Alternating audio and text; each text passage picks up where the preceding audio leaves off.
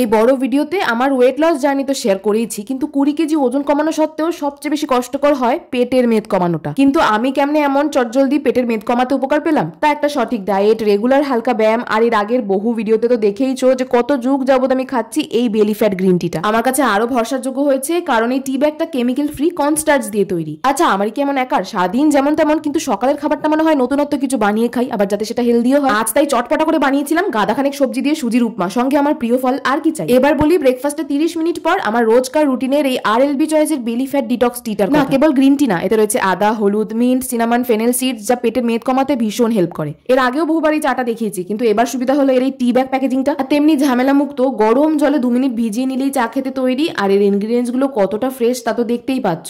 আমি তো এটা দিনে 2 বার খাই, কখনো কখনো ওয়ার্কআউটের পর, কখনো আবার রাতের খাবার পরে। ব্যায়াম করে ঘাম ঝরিয়ে তো ক্লান্ত আমি, তবে হ্যাঁ RLB চয়েস এই বেলি ফ্যাট গ্রিন টি লিঙ্কটা কমিউনিটি পোস্টে দিয়ে দিলাম। রাধে রাধে।